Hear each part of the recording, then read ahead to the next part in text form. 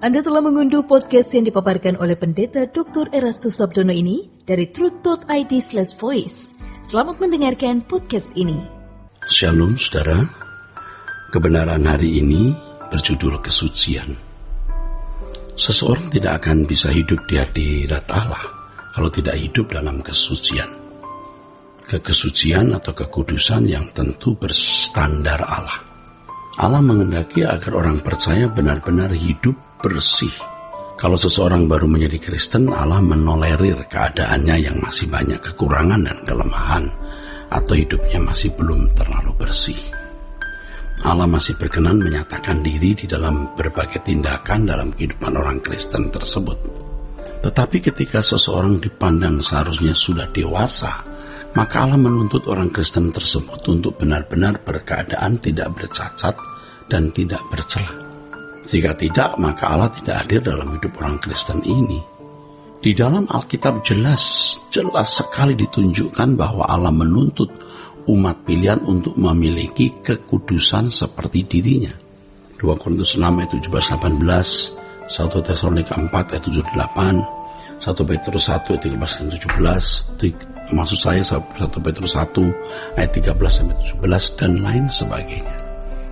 Saudaraku, sebenarnya kekudusan Allah diperkenalkan kepada manusia untuk menunjukkan bahwa Allah tidak menghendaki umatnya berkeadaan tidak sesuai dengan kekudusannya.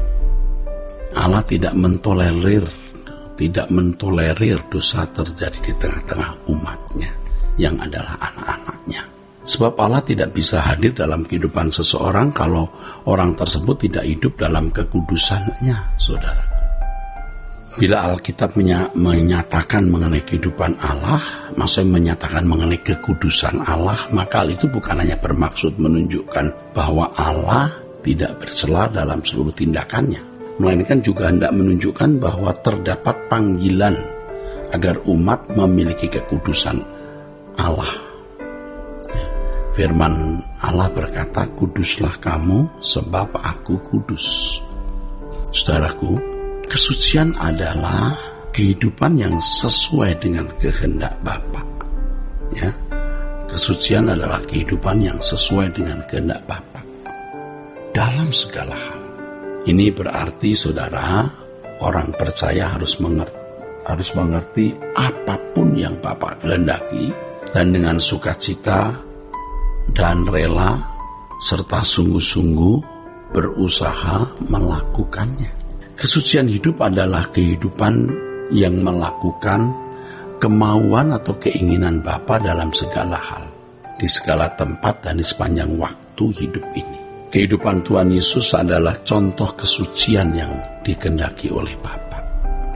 Dalam hal ini, pada dasarnya, kesucian adalah kehidupan yang hanya memuaskan hati atau perasaan Allah.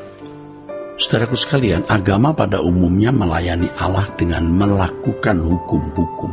Tetapi kekristenan melayani Allah dengan memuaskan keinginan hati dan perasaannya.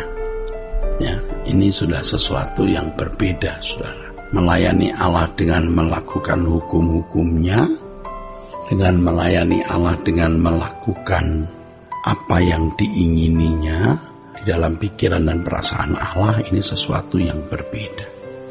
Karena kehendak Allah tidak cukup diwakili dengan hukum-hukumnya. Orang yang mau hidup dalam level di hadirat Allah harus bisa mencapai kehidupan yang memuaskan perasaan Allah. Tanpa kesucian, tidak seorang pun dapat hidup di hadiratnya. Seorang yang hidup tidak benar-benar bersih, tidak akan menemukan hadirat Allah. Allah tidak dapat berjalan dengan orang yang hidupnya masih najis.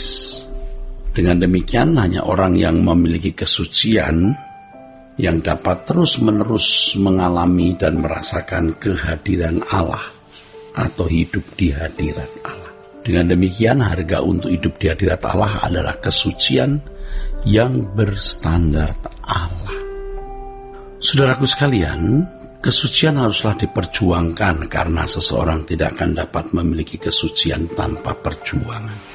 Kesucian hidup tidak dapat dimiliki oleh orang percaya dengan sendirinya atau secara otomatis. Tidak bisa. Kesucian hidup tidak dapat dimiliki oleh orang percaya dengan sendirinya atau secara otomatis. Kesucian di sini maksudnya kedewasaan rohani di mana seseorang memiliki pikiran dan perasaan Kristus. Tingkat kesucian yang dicapai seseorang bukan hanya tergantung dari kasih karunia Tuhan semata-mata, melainkan juga sangat tergantung dari perjuangan setiap individu. Ya, semua potensi yang Tuhan berikan haruslah digunakan untuk meraih kesucian.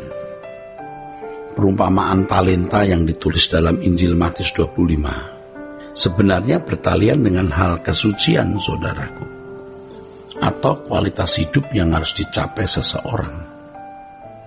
Setiap orang pasti mendapat kesempatan untuk menumbuhkan kesucian dalam hidupnya.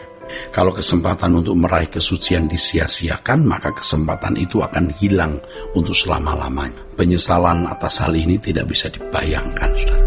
Dahsyat ya. Penyesalannya hanya bisa digambarkan dengan ratap tangis dan gertak gigi.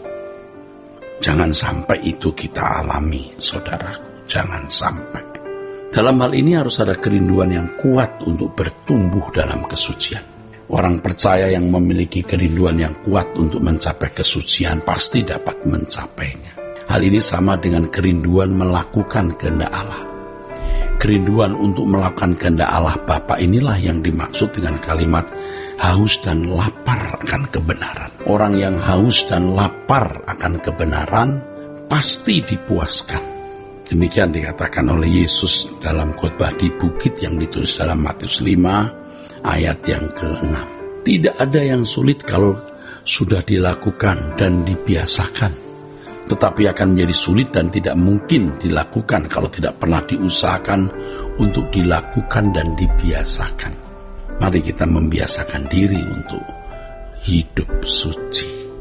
Kasih karunia memberi potensi bagi kita untuk hidup suci sesuai dengan rancangan Allah semula. Itulah sebabnya Tuhan Yesus menyatakan bahwa untuk masuk kerajaan surga harus berjuang. Lukas 13 ayat 24. Di bagian lain Tuhan Yesus menyatakan bahwa banyak yang dipanggil tetapi sedikit yang dipilih. Matius 22 ayat 14. Tentu pilihan ini juga berdasarkan respon seseorang terhadap anugerah Allah. Banyak orang Kristen berpikir bahwa kalau sudah percaya kepada Yesus, dirinya pasti selamat masuk surga. Padahal mereka tidak berjuang.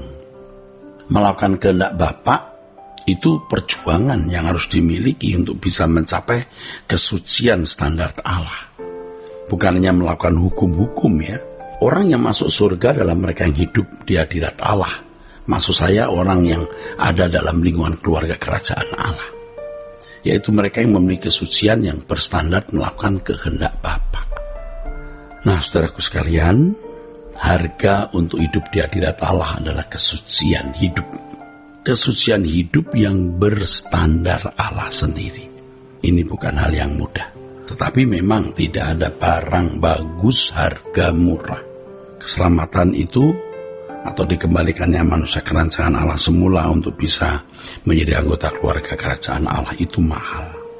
Ya, kiranya kebenaran ini memberkati kita sekalian. Sola Gracia.